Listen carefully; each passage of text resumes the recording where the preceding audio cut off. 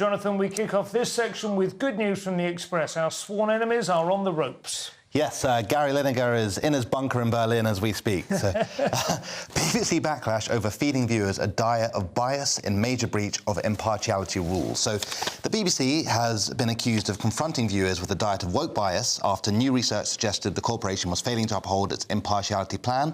The survey looked at the licence fee-funded broadcasters' drama and news output, and its campaigners claim it showed bias when covering issues around race and gender. I am shocked. Yeah. I am beyond... And this is after they promised to do better, though. They did. They had a 10-step plan that they... Is this Tim Davie who came in and said enough of the woke nonsense? It was indeed, yeah. So, I mean... Do they have any examples? I'm thinking yes. Doctor Who is going to feature? Yeah, that's right, indeed. So they said... so on the news website, an average of one story a week was found to have been published on the slave trade. Well, it is about time we ended that, to be fair. About time, I'd say. And in the children's series, Doctor Who, it was implied the time traveller could be gay. I'd say Doctor Who is a little bit gay. It's a bit gay. Doctor Who, the current Doctor Who is... No, the show. He's actually gay, isn't he? Is he? Well, I mean, the actor is gay, isn't he? The new one, I haven't watched the new episode, but I believe so. Isn't that right? Oh, God, I'm going to get I'm going to say yes. There's definitely a trans, like, sidekick or ally or something. Well, there was an alien who they asked if they should have gendered pronouns. And now people are also a bit worried about Agatha Christie having been repurposed for the 14th time in a row. Oh, really? Once again. I mean, anyone who's spent enough time watching the BBC will be obviously aware of this bias, and, you know, some people grow weary of it, and then here we are. We're going to come on later again to one of their ex-employees who discusses GBNews' future in glowing terms. But, Steve...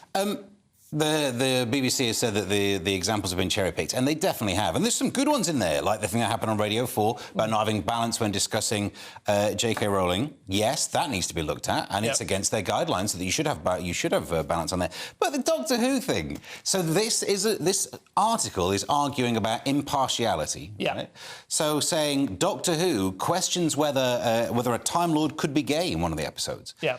So you're arguing that where was the voice of someone sat there saying... So did you say Time Lord? Time Lords can't be gay. Well, it's Gallifreyan, not Gallagher. The implication is, yes, OK, Doctor Who is, of course, you could make him gay, although, to be fair, there have been a number of different iterations over the years in which Doctor Who is quite clearly not gay, and you have to retcon it quite seriously in order for him not to be.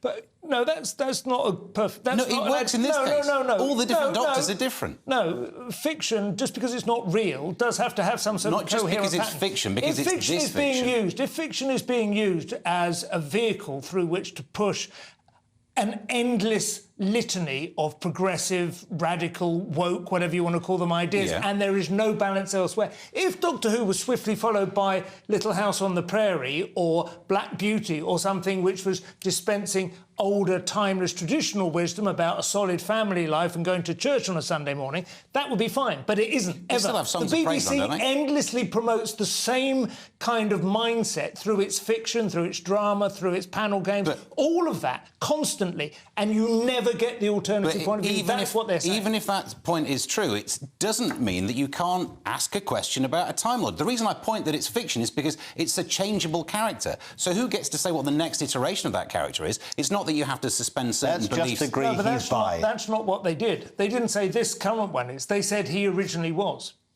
But we don't even know what the original... You're saying the first one? Yeah, they retconned it to say his origin.